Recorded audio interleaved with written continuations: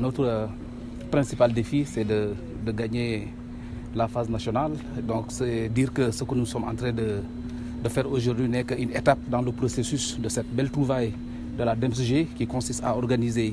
un concours Miss Math Miss Sciences à différents niveaux avec différentes phases, une phase départementale, enfin une phase IF, une phase IA et une phase nationale. Une belle trouvaille, je dis bien, parce que nous savons que la scolarisation des filles est une réalité maintenant.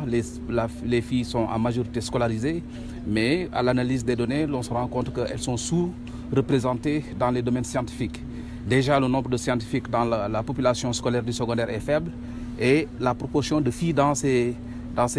filières scientifiques et techniques est également très faible. Donc, vous comprenez la pertinence de ce thème qui voudrait qu'on adresse la question de la présence des filles dans les séries scientifiques. Et pour cela, impérativement, il nous faut briser les stéréotypes qui plombent, qui scotchent les filles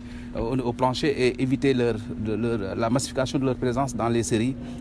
scientifiques. Et comme stratégie, nous pensons que ce que nous avons fait aujourd'hui, c'est-à-dire présenter des modèles féminins de réussite dans le domaine scientifique, pour contribuer à déconstruire ces stéréotypes-là et à encourager les filles à embrasser les filières scientifiques. C'est pourquoi nous saluons la disponibilité de la marraine qui a accepté de nous accompagner et de s'offrir un modèle à ces cadres scientifiques en devenir que nous avons aujourd'hui. Comme nous le savons, la filière scientifique a été pendant longtemps pensée comme étant l'apanage des garçons, ce qui n'est pas réellement le cas, et c'est pour cela que cette initiative, à savoir les concours Miss Mathématiques et Miss Sciences, tendent à renverser cette tendance-là et à montrer que, effectivement, les jeunes filles, aussi bien que les jeunes garçons, sont capables de comprendre et d'exceller dans les sciences. Pour poursuivre ces initiatives, c'est bien d'identifier les talents, c'est bien d'identifier nos petites pépites, mais il nous faudra, pour renforcer et pouvoir bénéficier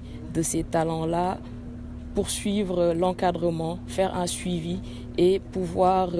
bénéficier de tout ce que ces jeunes filles, mais également les jeunes garçons, pourront nous apporter pour le développement de notre pays. Nous, parents, nous qui encadrons l'éducation, nous qui encadrons un peu la destinée du Sénégal, qu'on leur donne les moyens de faire aboutir leur projet et de concrétiser leurs aptitudes.